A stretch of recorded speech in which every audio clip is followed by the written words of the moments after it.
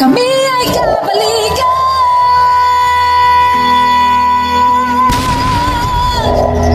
Tangay-tangay niya, tapos bumaba na siya. Akyat doon sa kabilang sanga. Sabi niya, pala yung salamin, suot-suot. Gusto niya magsalamin. Nagsalamin siya. Parang tao. Tapos, sabi ng mama, ay, yung salamin ko, pinuha na ko. Sabi, tinawag na yung caretaker. May mga pangalan yung kukoy. Ay, bakit doon sa taas? May takot sila kapag may mahawak yung hawakan. Baging. Ay, babakos. Sabi, Binigay mo sa amin. Sabi ko, huwag lang siyang inisin. Huwag silang inisin. Kasi sasabot.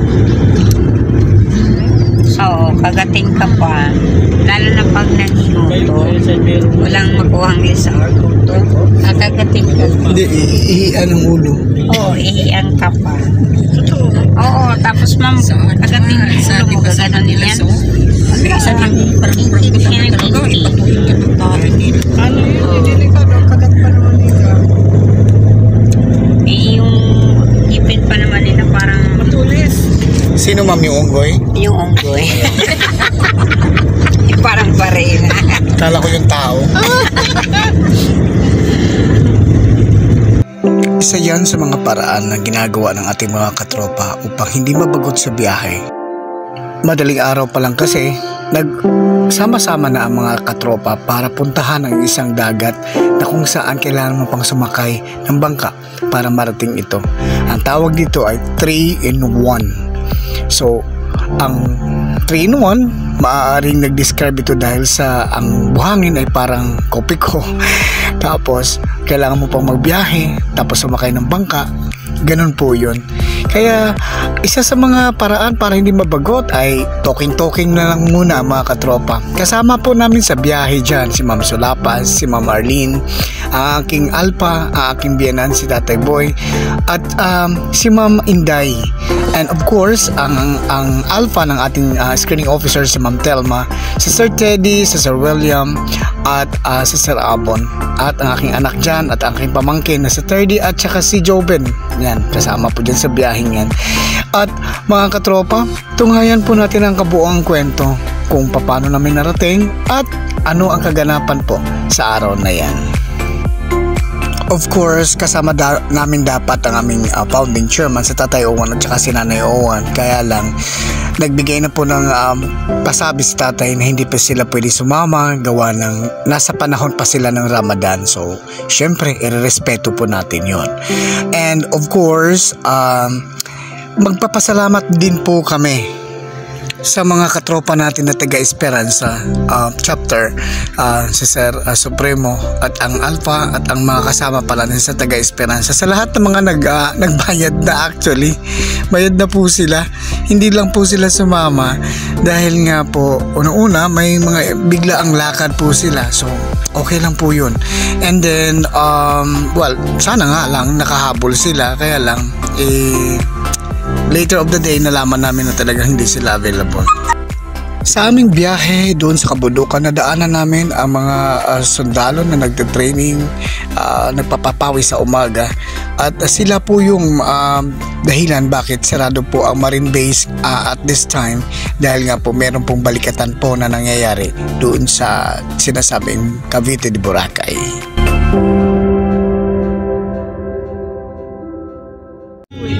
Mag-pandemic na yun kaya hindi kami natulog. Yung aso nila Mga ano ito, mga reservist. Mga reservist. Bawal mag-video siya. yun na nakikita Dito kami dati, dapat mag-ano. Ako hindi ko tanda yun sila ni Ivy dati. Kaya lang hindi kami natuloy kasi ano sila ni Jogging lang sila, jogging. Sorry. Anong business nila, sir? Photographer, tapos papaprint ka na maganda-ganda. Ayun bang ano? Tapos ayaw, Parang ano, hindi, mga kasama nila. So, Anong tawag doon? yun. Tapos maaga pa lang daw. Bagakay. Ikot-ikot na daw yan sila. Ay, may tunnel din dito. Dinadayo talaga to eh. Ayan. Ang kaibigan nga. Tulog mo, nakapunta na. Kasi kang Pag may maligo puto, ka sa gabi na kayo din sa ano. Kasi pag Mating-ting. Wala nang sabihin pag may ispa. pag puto, diretso na pa. Gapang yan hanggang papuntang Diyan ka sa gilid. Bigyan mo sila nila dito pag nadaan Tapos, eh. kakain sila. Kita mo yun Doon dyan. sila May kumain ng ano. Kasi pag ang wasar kasi mas wasar mo.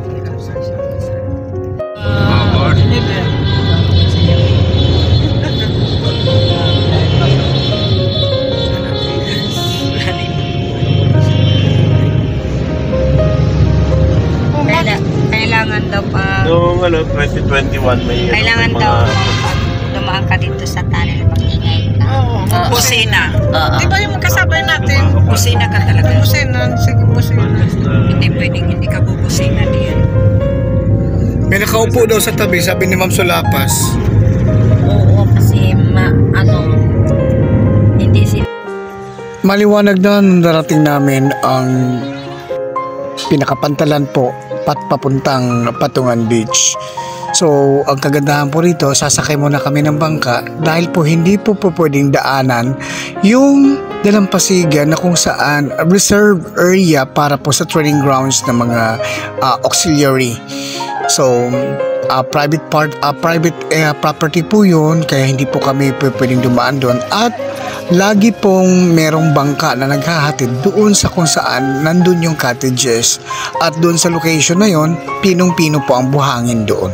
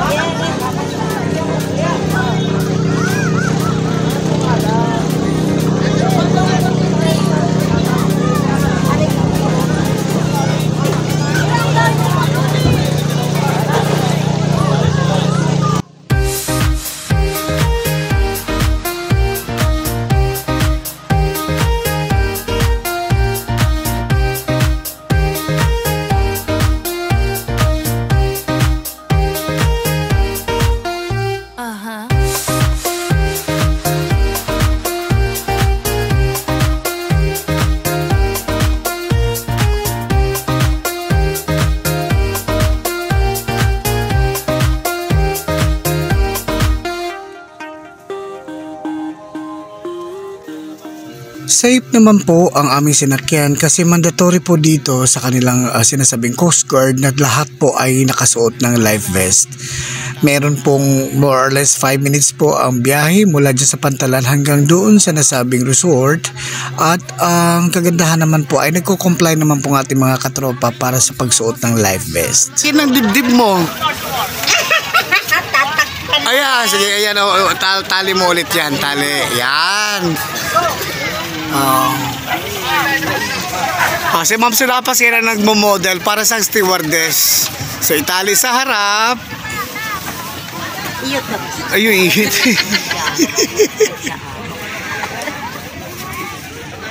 Tali sa baba.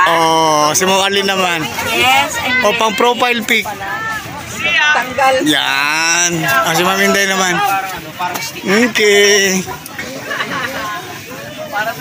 Hindi sila kasya. Hi guys!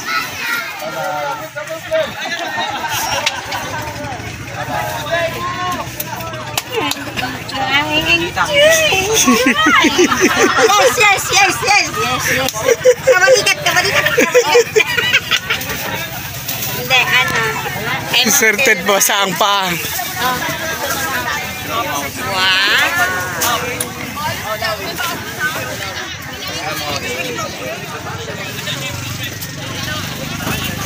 Kumuha ka ng isa.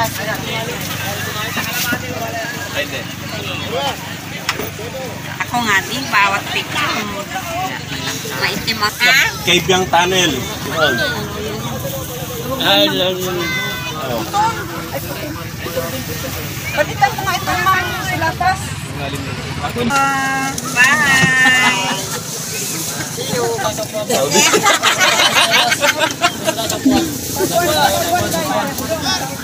Asian push. Daya! Ha? Para? Alam naman yan. Alam naman. Ano problema mo?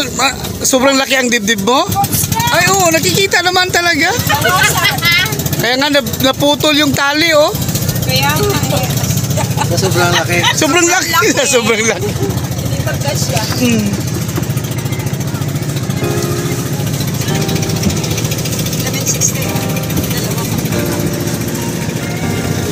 Para nagsasyagar tayo sa TV.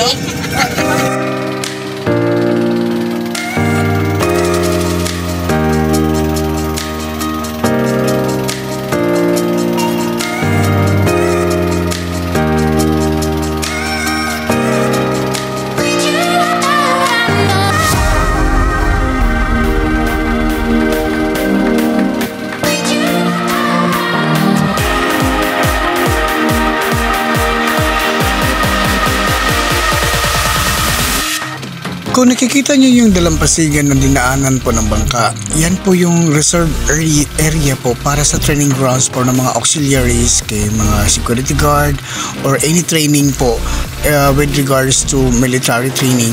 Diyan po, isa po yan sa location kung saan naka-reserve po yan sa training. So, hindi po yan basta-basta pinadaanan ng tao, tricycle or whatsoever. Kaya po, lahat po na pupunta sa resort ay kailangan sumakay ng bangka.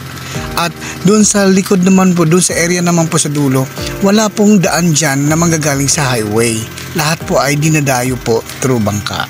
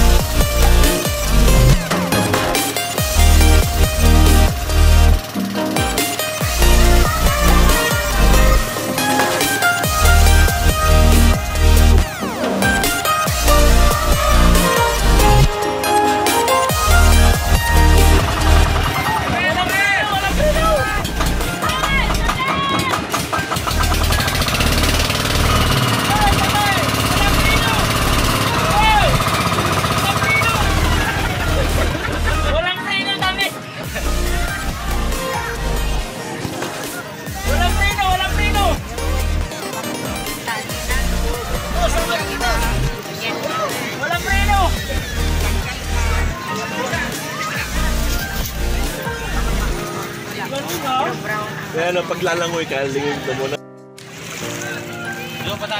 Waterproof naman to guard ko, di ba? Mabasa.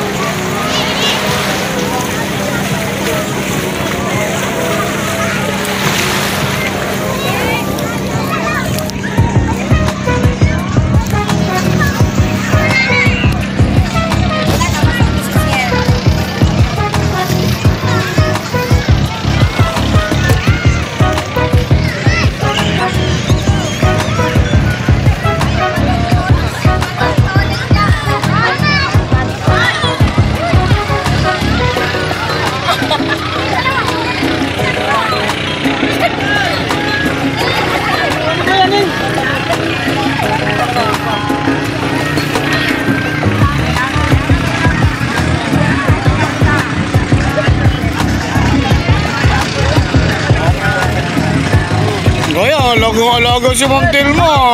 Kaya, nakatula ng ningning. Bayan niya. Kailangan mo bawat baba may bayad. Oh. Kailangan mo bayad, bawat baba.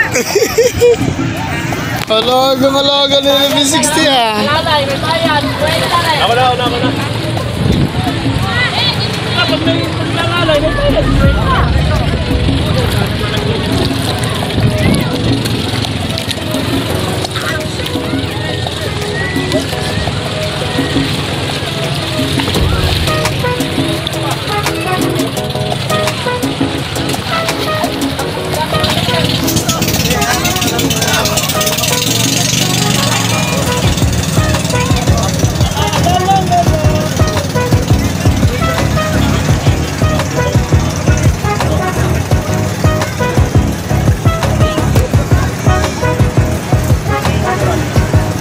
Ma'am, saan kayo galing? Ano, sir? Nag-evacuate kayo, ma'am? Nalayas na kami sa Malipay. Pinawalis na kami ni Mama Beliot.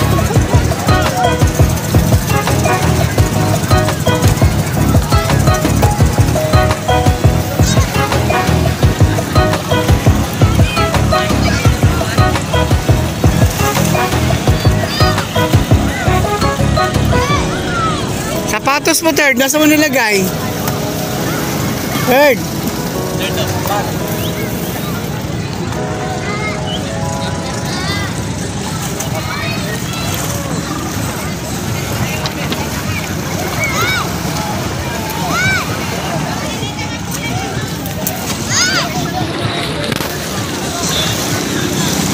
Ayun lang kami nagkaroon ng kasiyahan dito ha. Baka mayroon naman kumontra ha.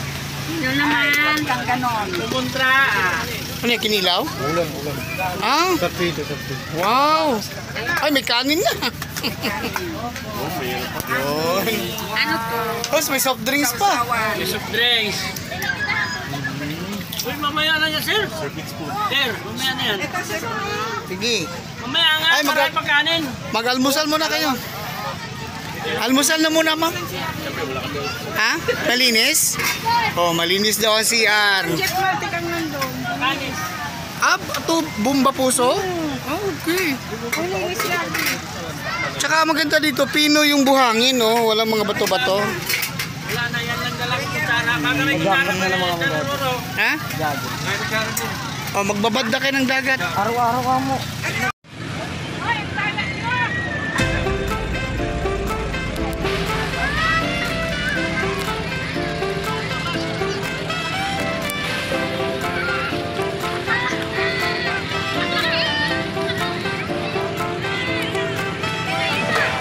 Matagal ding pinagplanuhan ng mga tropa na kailangan makapunta doon sa Cavite de Boracay. It's just that itong panahon na to ay sabay din na nagkaroon ng training balikatan ang ating mga kasundaluhan. Kaya po yung Marine Base area po ay hindi po siya basa-basa na papasok po ng mga private citizen. Kaya nagkaroon po ng alternative, plan B po agad ang kabalikat at dito na lang po kami pumunta sa Patungan Beach, which is paglampas lang po ito ng Kaibiyang Tunnel.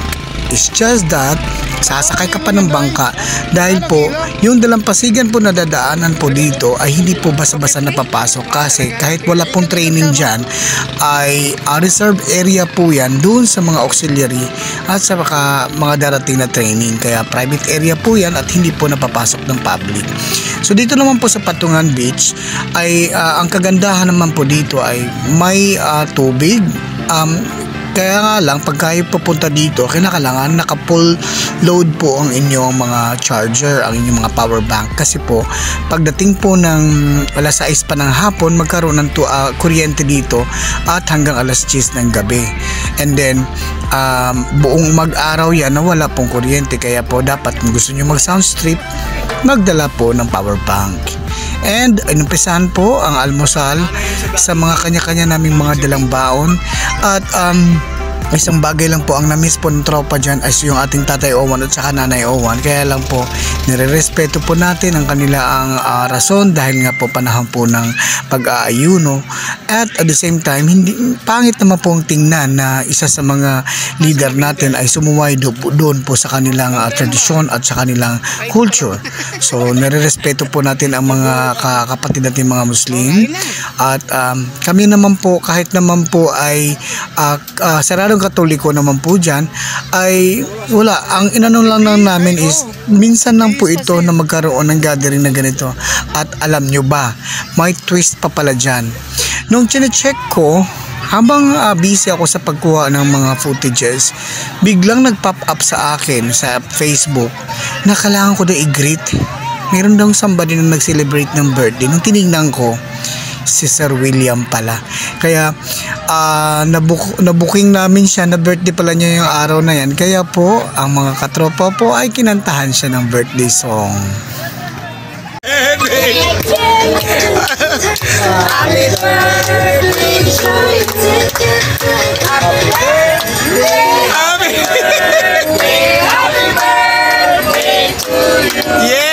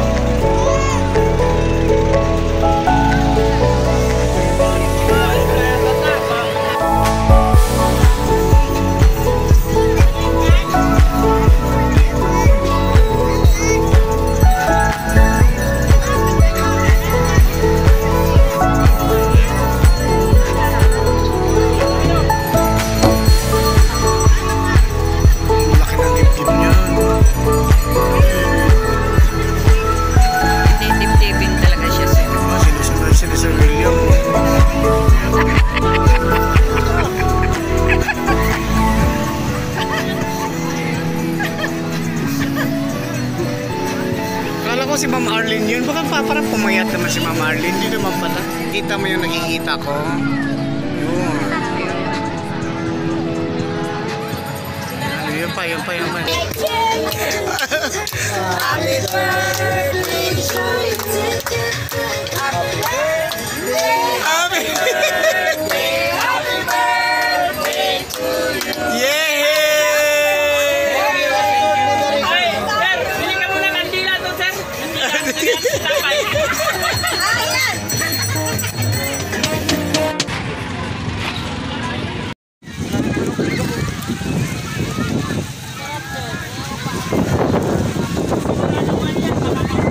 Napuwing na ako.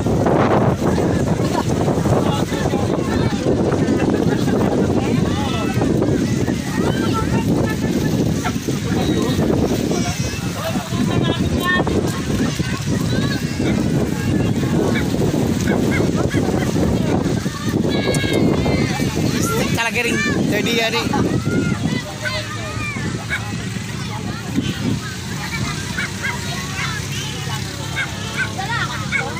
Mami, hindi ka kasi naliligo. Dali na, Mami, ligo na. Happy birthday, happy birthday, happy birthday to you. Kala ko rapapam naman. Kaya pala ang daming nilagay sa sarili.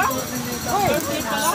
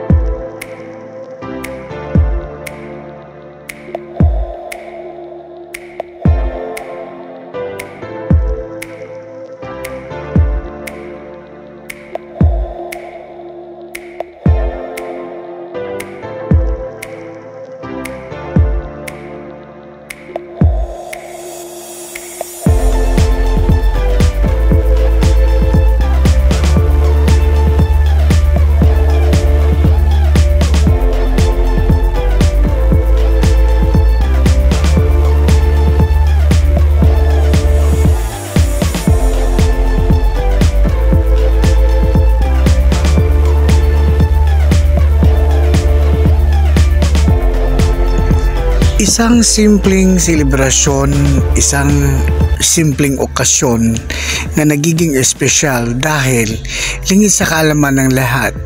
Diyan pala isa-celebrate ang birthday celebration ni Sir William. Kaya po malaking bagay po na na-record natin ang kasama nating national officers na at least kahit papano ay napaunlakan ng buong mga tropa ang kanyang selebrasyon. Tahimik lang po si Sir William pero baka sa kanyang mukha ang katuwaan, kasiyahan ng buong tropa. And once again, Sir William, Sir Bong, happy birthday sa inyo. And guys, sa inyong lahat, maraming salamat. Isa na namang memories ang na-record natin. At patuloy lang po tayong gumawa ng kasiyahan. Yan po ang masarap i-recall pag tayo po ay nalulungkot. Panoorin lang natin itong mga videos na to. Sama-sama po ang mga katropa pong kabalikat.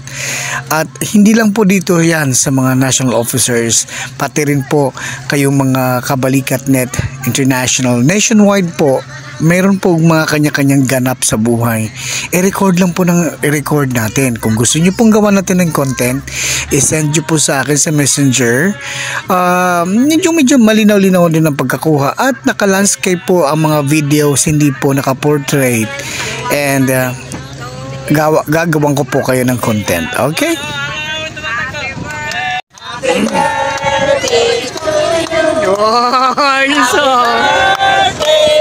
birthday, happy birthday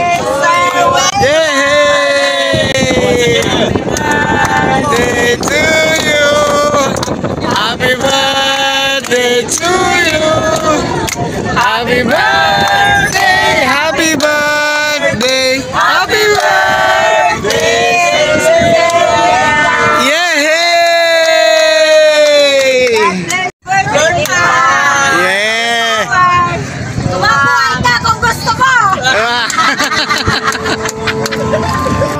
Kami ay kabalikan.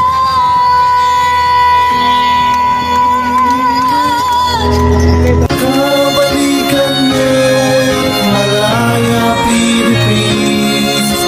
Responsibilidad namin, aming kakayanin. Ang ating samahan, lagi nating patibayin. Ganyan ang kabalikan net, Malaya, Philippines. Bawat pagsubok ay hindi ko uulan. Kasama ang aking mga tunay na sandigan. Karamay tanggulan, samahan ng pagkakaibigan. Tunay at tapat kami inyong maaasahan. Bawat kasapi saan man makarating, isa ang aming alikain. Pagtulong sa kapwa ang aming uunahin. Ganyan ang kabalikan net, Malaya, Philippines. Kabalikan net, Malaya, Philippines. Responsibilidad namin, aming kakayanin. Ang ating samahan, lagi nating patibayin. Ganyan ang kabalikan net, Malaya, Philippines. Karangalan na hindi ko ipagpapalit sa mga gawain na mali. Ako'y maglilingkod ng walang pasubali, pagkat sa aking puso tama ang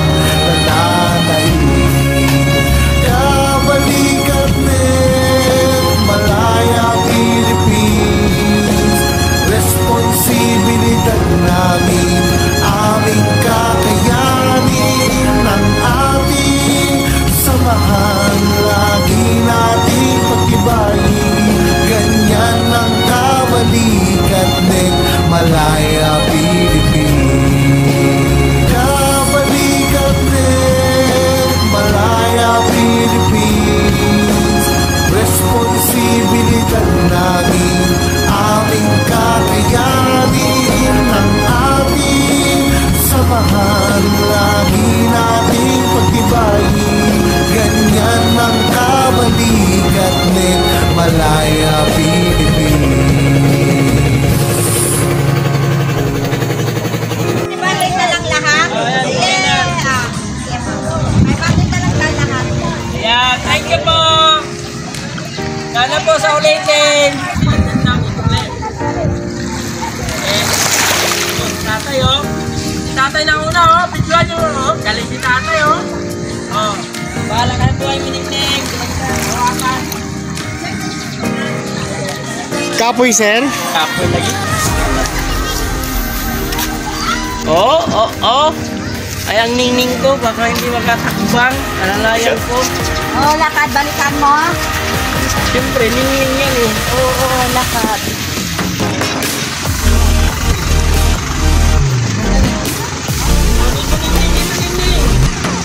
Oh, sabi ko na nga ba eh. Dali, hindi ko